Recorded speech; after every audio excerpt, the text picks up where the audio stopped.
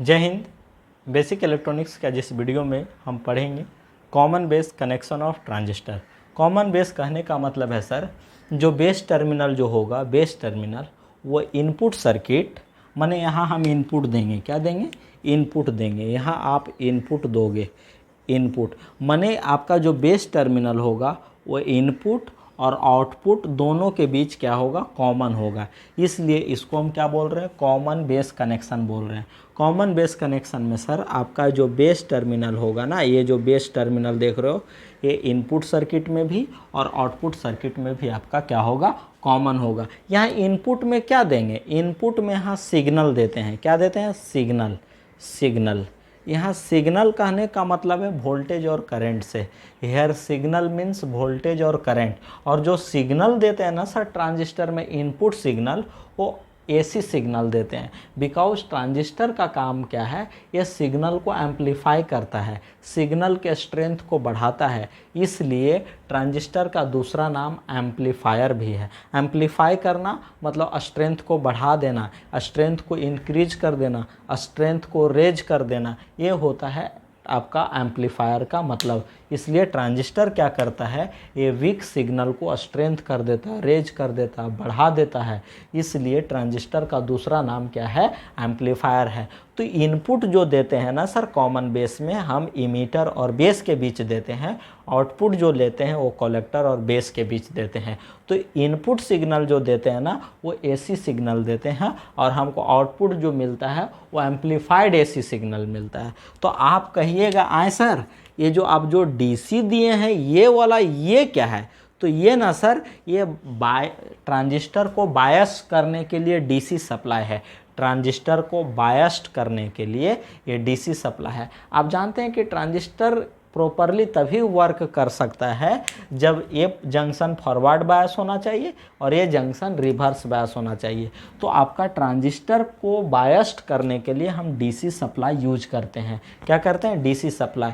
ये देखो emitter base junction में सप्लाई दिया गया डीसी सप्लाई, और ये जंक्शन कलेक्टर बेस जंक्शन में डीसी सप्लाई दिया गया।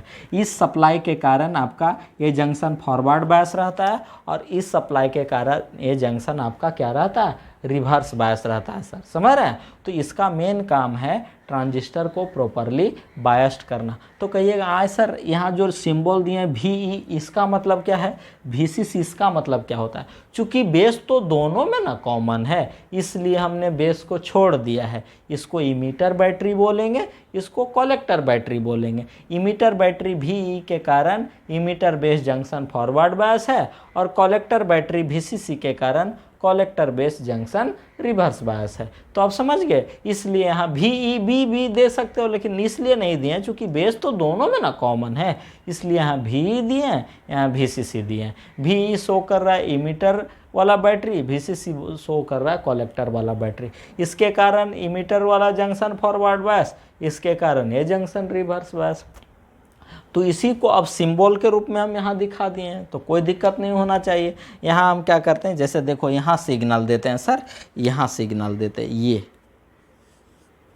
मैं बताऊंगा कैसे ऑपरेट करता है, प्रॉपर ऑपरेशन हम बताएंगे कि कैसे सिग्नल एम्पलीफाई होता है। तो ये आपका क्या ना, ये इनपुट हो गया, और यहाँ आपका क्या मिलेगा, आउटपुट। यदि इनपुट इस तरह का सिग्नल दोगे ना, तो आउटपुट आपको इस तरह का सिग्नल मिलेगा, इस तरह का बड़ा सिग्नल मिलेगा।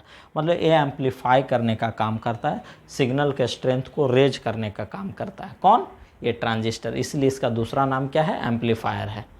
अब तो कॉमन बेस समझ गया। इसमें एक आता है current amplification factor. Current amplification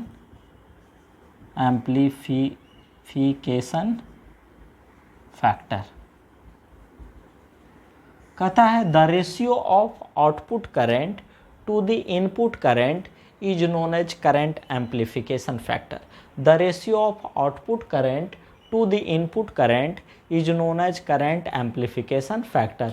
कहता है the ratio of output current to the input current is known as current amplification factor.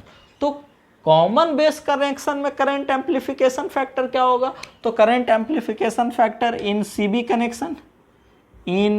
Connection,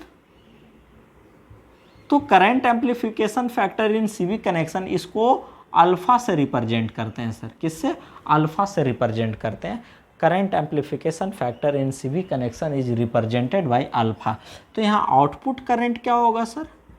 output current क्या होगा? आउटपुट करंट आपका क्या होगा? आईसी। चूँकि यही इस लोड में फ्लो हो रहा है, कलेक्टर करंट ही। इनपुट करंट क्या होगा सर? इनपुट करंट, इनपुट तो यहाँ दे रहे हो ना, चूँकि ये तो कॉमन है, तो इनपुट करंट आपका क्या हो जाएगा? इमीटर करंट होगा। एक इस कंडीशन में होगा, डीसी कंडीशन, डीसी कंडीशन में माने सिर्फ बाइसिंग है, माने कोई सिग्नल नहीं दिए हैं, सिर्फ बाइसिंग बैटरी प्रेजेंट है। तो बाइसिंग बैटरी के कारण इमीटर सर्किट में करंट फ्लो होगा, इमीटर करंट। कलेक्टर सर्किट में करंट फ्लो होगा, कलेक्टर करंट। बेस सर्किट में करंट फ्लो होगा, बेस करंट। तो जो डीसी के कारण करंट है, जो डीसी बाइसिंग के कारण करंट है, तो उसको डीसी कंडीशन वाला करंट कहेंगे। तो ये सिर्फ बाइसिंग वाला करंट है। तो आउटपुट करंट इस कंडीशन में आईसी होगा, इनपुट करंट इस कंडीशन में आपका क्या होगा? आई होगा। When signal is applied, when signal is applied, signal is applied, जब सिग्नल अप्लाइड कर दोगे तब आउटपुट करंट कितना होगा? उसको डेल्टा आईसी बोलेंगे, क्योंकि वो चेंज होते रहता है ना एसी, तो आपका ये डेल्टा आईसी बोलेंगे। इनपुट करंट आपका क्या होगा सर? इनपुट करंट आपका क्या हो जाएगा? डेल्टा आई ई। समझ रहे हैं? तो चूंकि एसी के केस में लगातार वैरी करते रहता है, चेंज करते रहता है, तो ही आपको क्या है sir? Output current delta IC, input current आपका डेल्टा आई। ये आपका किस कंडीशन में? When signal is applied, AC, AC condition माने फॉर एसी, जब सिग्नल हम अप्लाई करेंगे, जब सिग्नल अप्लाई कर दोगे। तो देखो current amplification factor in CV connection इसको अल्फा से रिप्रेजेंट करते हैं। तो इसीलिए अल्फा बराबर क्या हो जाएगा यहाँ से? आईसी बट्टा आईई, एक इसके लिए फॉर डीसी, और अल्फा बराबर क्या हो जाएगा? डेल्टा आईसी बट्टा delta I E for AC. यानी the ratio of at constant VCC at constant VCC कहता है the ratio of collector current to the emitter current is known as current amplification factor in CV connection, it is represented by alpha. तो आपका क्या होता है? The ratio of collector current to the emitter current at constant collector base voltage, at constant collector base voltage VCC is known as current amplification factor.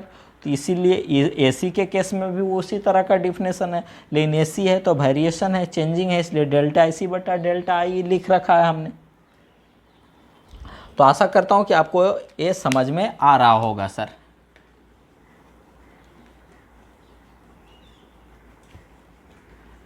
अब चलिए, आपने समझ लिया करंट एम्पलीफिकेशन फैक्टर क्या होता है।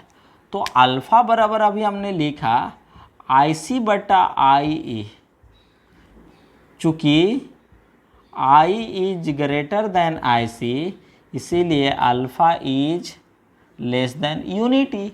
अल्फ़ा आपका एक से वैल्यू आपका कम होता है, but I C is almost equal to I ई।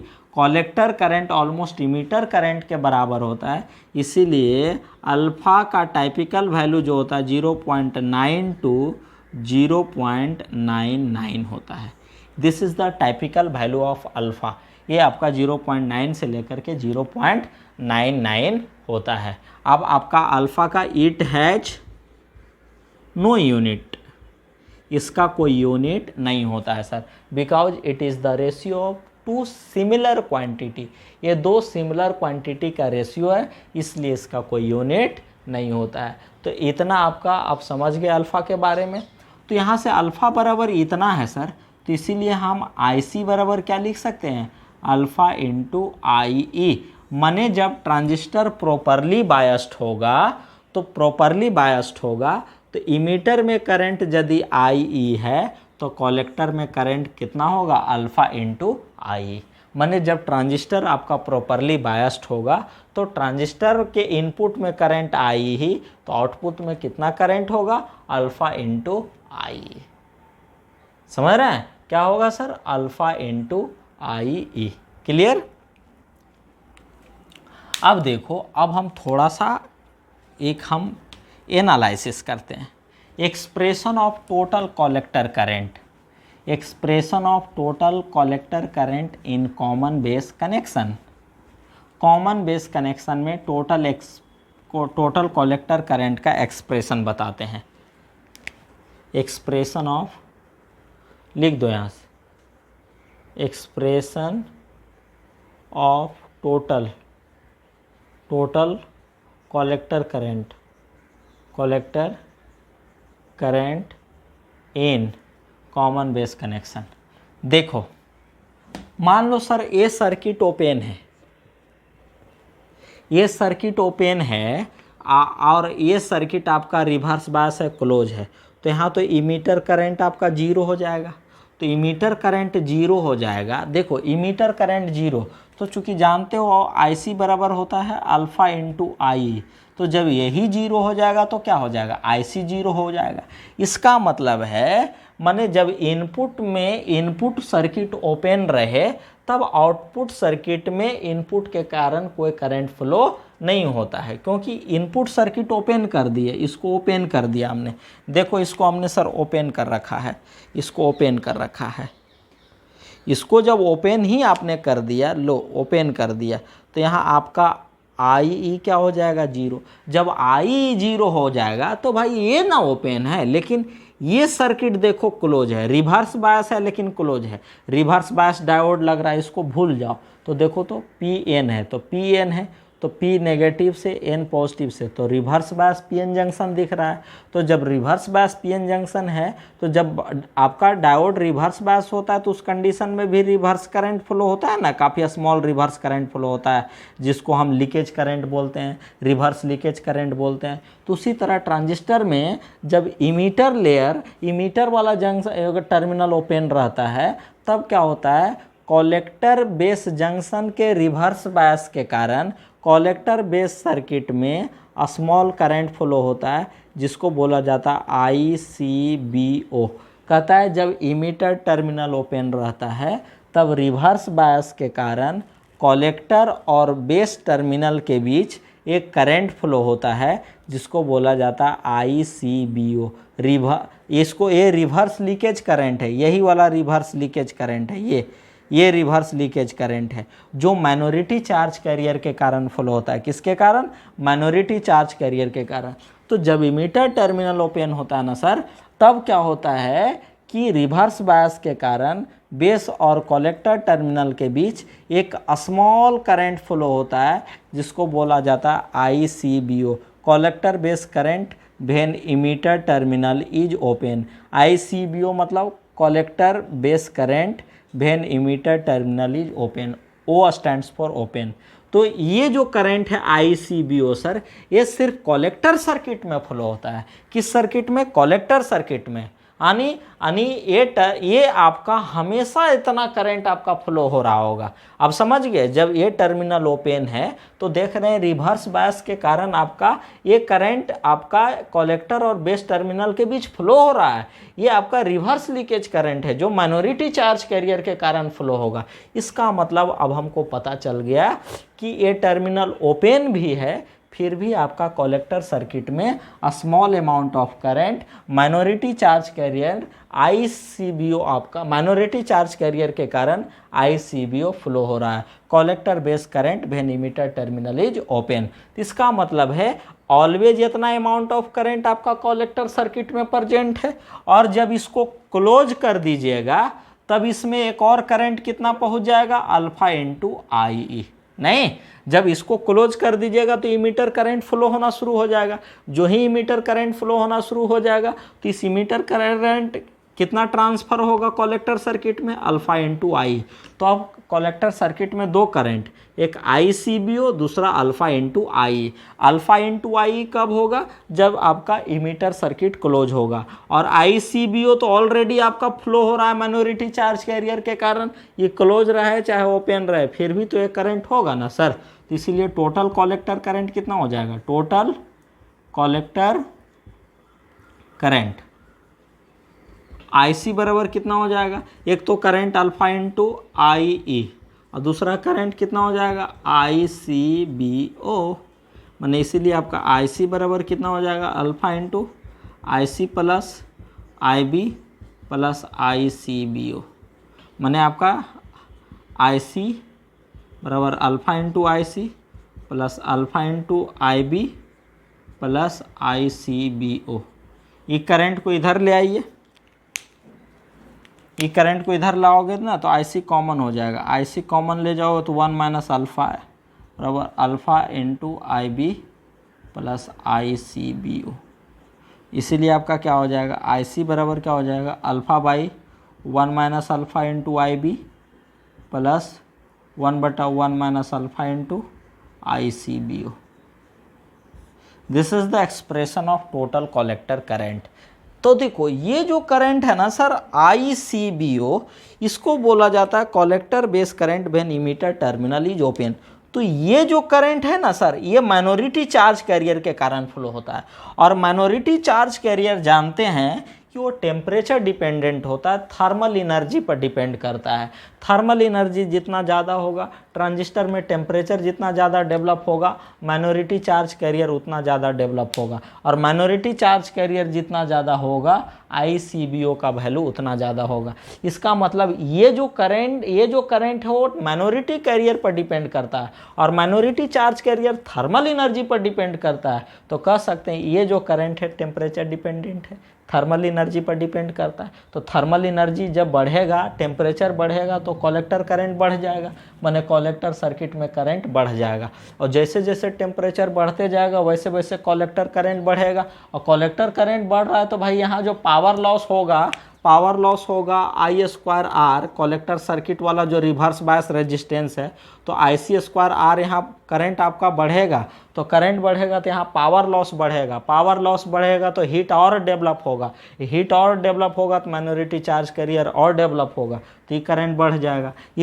जाएगा, फिर से IC बढ़ जाएगा, जब IC बढ़ जाएगा तो फिर से पावर लॉस बढ़ेगा, पावर लॉस हीट के रूप में अपीयर होता है, फिर से माइनॉरिटी चार्ज कैरियर को बढ़ा देगा, और जिसके कारण ICBO फिर बढ़ जाएगा, फिर से IC बढ़ जाएगा, और जब IC बढ़ेगा तो फिर से पावर लॉस बढ़ेगा, तो और हीट डेवलप होगा। तो ये प्रोसेस लगातार चलता रहता है, और फाइनली हाई हीट के कारण ट्रांजिस्टर डैमेज हो जाता है। इसी फिनोमेना को तो बोलते हैं थर्मल रनवे, इसी को क्या बोला जाता है, थर्मल रनवे बोला जाता है। तो समझ गया, this is the total collector current, this is the expression of total collector current in common base connection. I hope कि आपको समझ में आ गया होगा। Thank you.